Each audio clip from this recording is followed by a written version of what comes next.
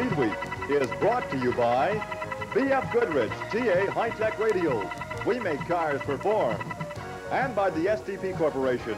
On the world's racetracks and on the world's roads, depend on STP proven performance.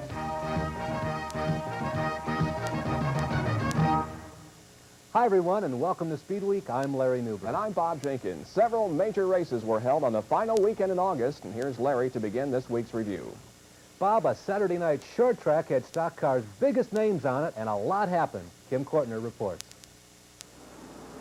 Jeff Bodine won his first pole of the season to lead the first 69 laps of the Busch 500 in Bristol, Tennessee Saturday night.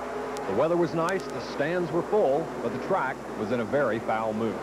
Kyle Petty kissed the wall on lap 12 for the first of an even dozen caution periods. Bill Elliott's number 9 car got bent up after hitting a patch of coolant. That sent him spinning. He still finished 6th, 9 laps down.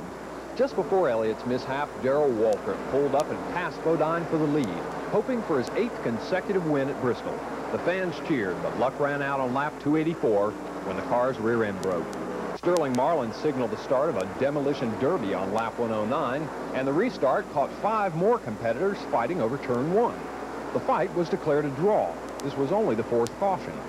Later on, Richard Petty spun to a halt on the front stretch. Then on lap 269, Tim Richmond got cozy with the wall in turn 2. Tim called it a night. The wall was unscathed. 7 laps later, see the car getting T-boned? That's number 44, Terry Labonte. Keep this in mind. For 62 laps, no one could catch Dale Earnhardt.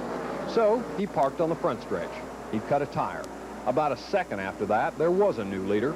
It was T-boned Terry Labonte. Terry's only challenger was Neil Bonnet. Neil, in the number 12 car, wanted to be the 12th different race leader. But he became the 12th and final caution instead, hitting the wall in turn 3.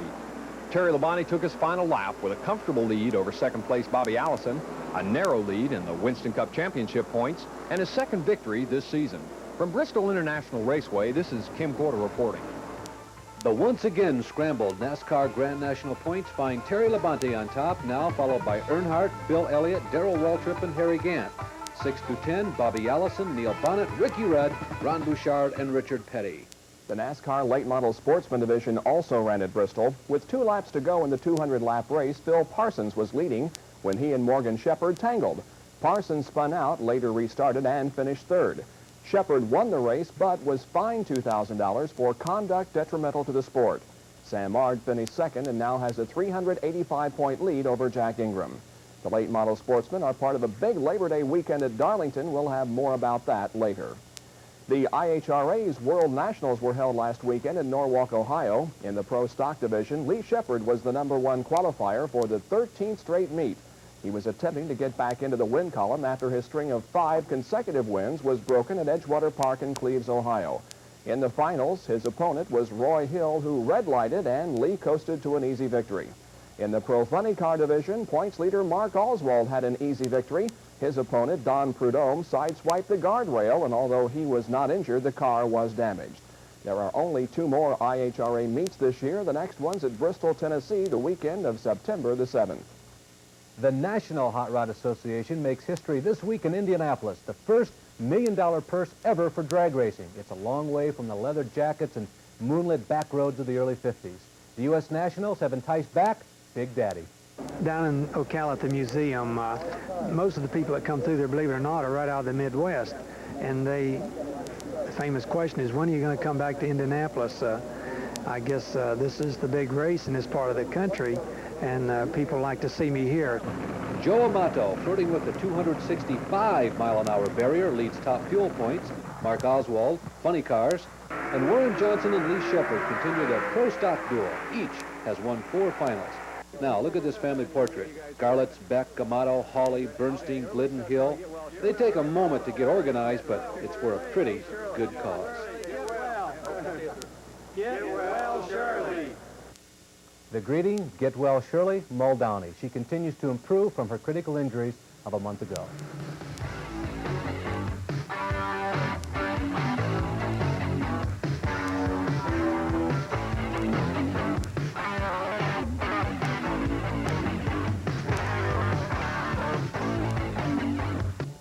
You may remember me as the guy that sort of went unscathed in the first race at Darlington, and I'm looking forward to the Southern 500. I've never won it, and you can watch it all right here on ESPN.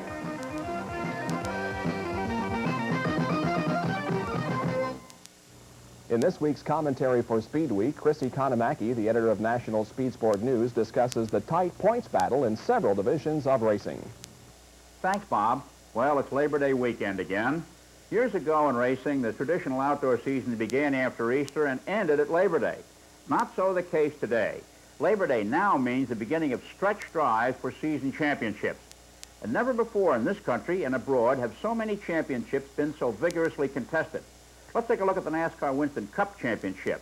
Going into the Southern 500 at Darlington, South Carolina, this year for the first time on a Sunday rather than a Monday, Terry Labonte has a slim lead over former champion Dale Earnhardt, with Bill Elliott, Darrell Waltrip, and Bobby Allison right behind looking for championships.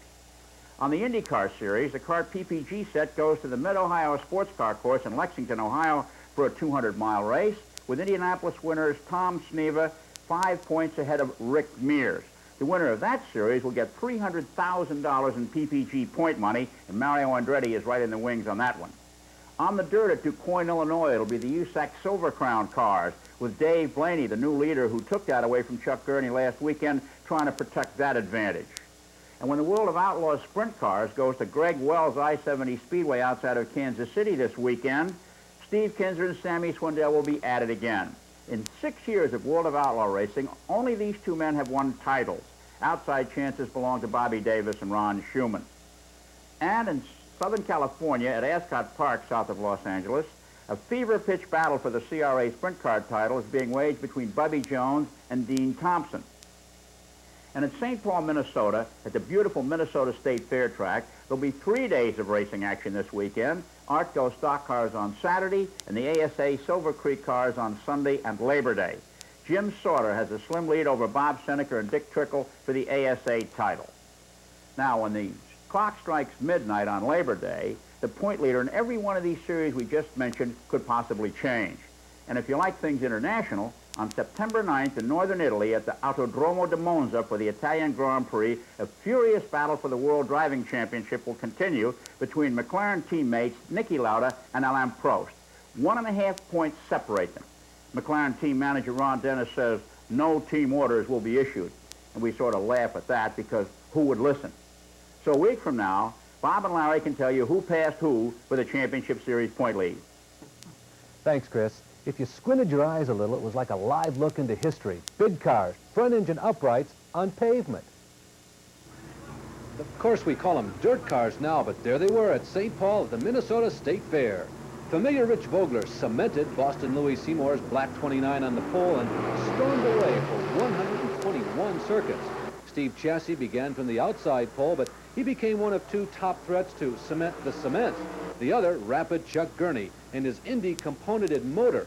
As pre-race favorite, he's frustrated. George Snyder, number 16, one of two leader card specials, talk about history, challenged Vogler, then Rich's motor went Cavity City. Soon after, Snyder had tire fade, and look who's there to take over. Michigan's Marvin Carman. Why, he hadn't won a USAC race since '75. Ironically, the last year dirt cars raced here. Super-modified star Bentley Warren, only time 17th, but he's moving. He's in the black 10, around Ken Schrader, George Snyder, then up on the orange and white 1 of Gary Bettenhausen, clawing, sliding, all the way to second before a pit stop derailed Big Ben back to 7th. Young Dave Blaney had never raced on pavement, but he snared not only the silver medal, but also the points lead. Meanwhile, Carman simply cruised home first. With such competition, how'd you do it, Marv? Well, and rather than just sit there and smoke the tires off, I just deaccelerated a little and kept right on making circles. Behind Carman were Blaney, Tom Bigelow in third, the other leader card, then champ Gary Bettenhausen and Ken Schrader. More USAC on the Dangerous for Midgets mile at Milwaukee. Old pro Mel Kenyon racked up midget sanctioned win number 102, but wasn't easy. Illinois dirt track star Joe Corrigan having a great season, diced with Mel most of the race. Sprints, Steve Butler, the hottest new shoe in some time, wins Terre Haute, 5th victory of the year, but he angered Jack Hewitt. First an on-track collision, then more than words afterwards, and Hewitt wins the off-track altercation. USAC looking into the matter. The action track bites Rich Vogler for the second time in 4 years. This time a big practice innuendo and a broken shoulder blade. The White Knight had his day at State Fair Park in Milwaukee Sunday. Dick Trickle started from the pole, took the lead from Mike Eddy on the 130th lap, and won the Milwaukee Sentinel 200 ASA race. His margin of victory was 0.8 of a second over Harold Fair. There were 12 lead changes among 7 drivers and 7 caution flags for a total of 28 laps. Bobby and Davey Allison were also there. Bobby finished 9th. Davey dropped out with mechanical problems and wound up 34th.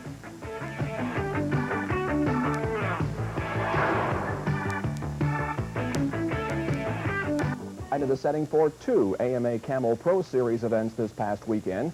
Saturday night's 25-lap feature was won by Hank Scott, and his victory by only a wheel was an indication of more close racing that was to follow on Sunday afternoon. The competition was especially close in the second heat race. Bubba Schobert had already won the first preliminary, and now defending champion Randy Goss got set to lead the starting line. And when he did, he got hooked up in a great duel with Lance Jones on number 23 and former Grand National champ Steve Eklund on number 8. The battle among these 3 goes down to the final lap when all of a sudden out of nowhere comes Hank Scott to pass all 3 on the final lap and win the heat. The racing was equally as good in the feature. Honda teammates Ricky Graham, number 3, Doug Chandler, number 10, and Bubba Schobert, 67, who, by the way, all teamed up for some golf the previous Friday afternoon, clubbed it out on the track until Graham won by a wheel over Schobert. Schobert was second in that race and also second Saturday night. That made him the most successful rider of the weekend. He's a picture of dedication to his craft, even in the wake of this year when he's experienced breakdowns and a suspension from fighting. We asked Bubba, is there any part of it you'd like to take back? Oh, yeah. I wish he could take back everything, but it's something that happened and it's over, and I'm just ready to go racing. Bubba would be 3rd in points were it not for the suspension, but still, to him, racing is a family. Oh, there's a lot. You go out there and everybody seems to be friends, but you want to, and you ride safe together and try to beat them just as much as, say, if one guy's not as much of a friend as the other guy, you still try to beat your friend as much as the other guy. But then after the race, usually we can go have a good time, go water skiing or whatever together, and it just makes it a lot better. Schobert and his family are famous for the production of dried smoked beef, known as Lone Star beef jerky, present wherever he travels. But for Bubba, racing is the only way of life. The Mickey Thompson Off-Road Grand Prix Series concluded last weekend in Pomona, California. In the Super 1600 class, Mike Gilman grabbed the lead at the drop of the green with Glenn Harris in pursuit. What's going on back here? Dave Bonner and Mike Sally have tangled with Sally up on the wall. In the final laps, Harris bumps his way past Gilman and wins. In the truck class, points leader Ivan Stewart took an early lead, but Indy 500 veteran Roger Mears passed on the 6th lap and went on to victory. I passed him in the sweeper just before coming over the big jump at the finish line, and or the start-finish line, and just passed him out high, and we were working out in another groove and just went on around him and worked good. I had to work for it, though. Ivan's always tough. Mears won the race, but Stewart won the championship, his 2nd in a row.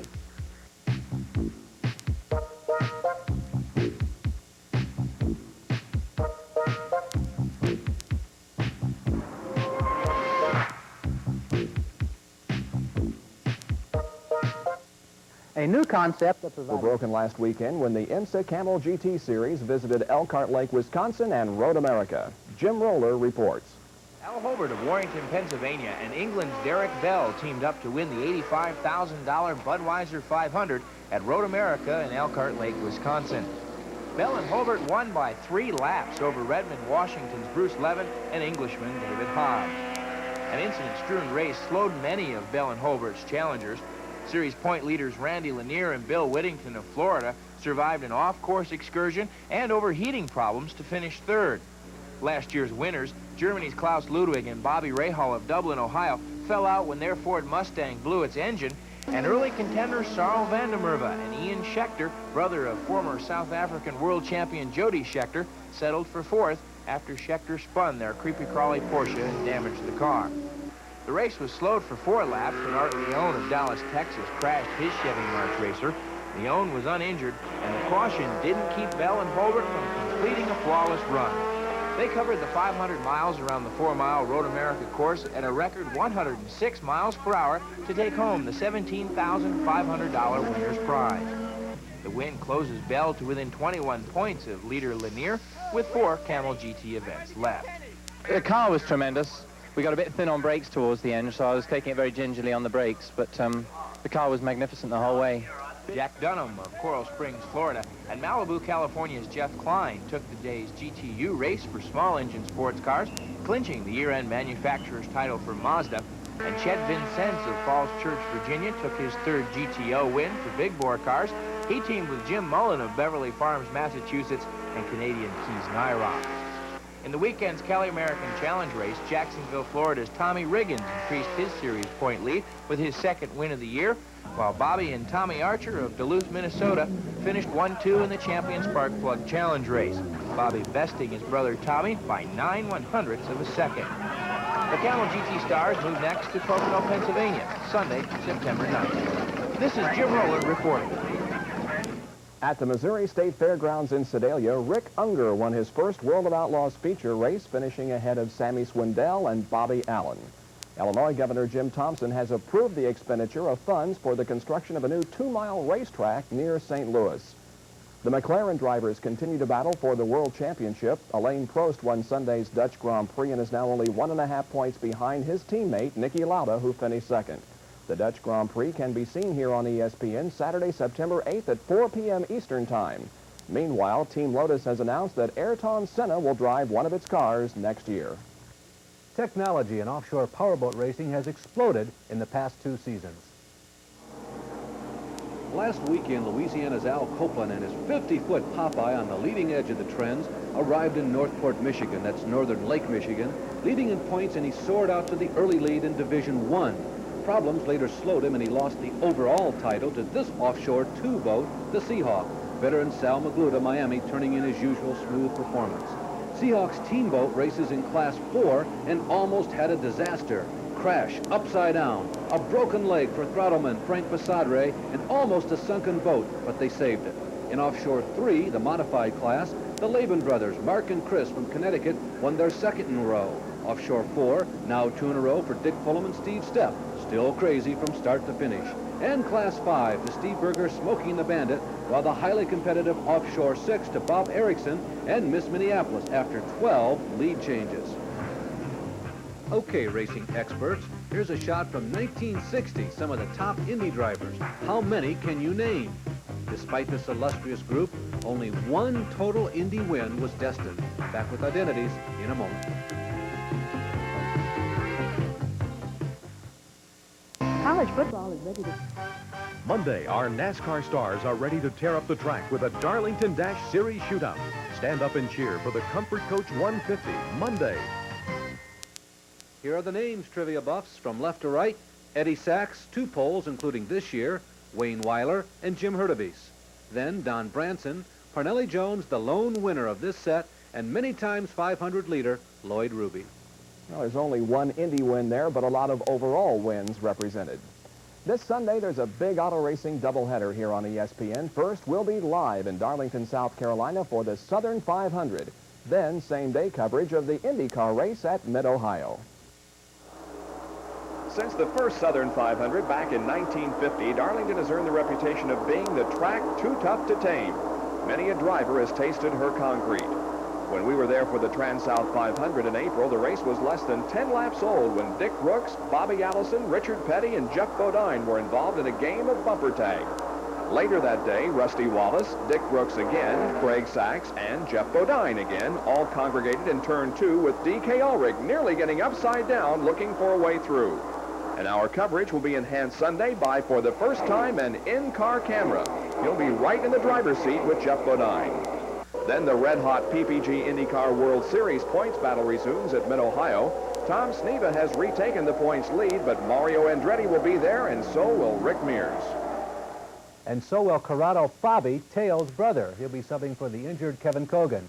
Emerson Fittipaldi will replace Chip Ganassi, who will be with me in the broadcast booth. Join us next week on Speed Week for a review of that race, the 3 at Darlington, and many others. I'm Bob Jenkins. And I'm Larry Nuber, as we leave you another look at that Wreck-Mar Busch 500 from Bristol, Tennessee. Speed Week has been brought to you by B.F. Goodrich TA High-Tech Radials. We make cars perform.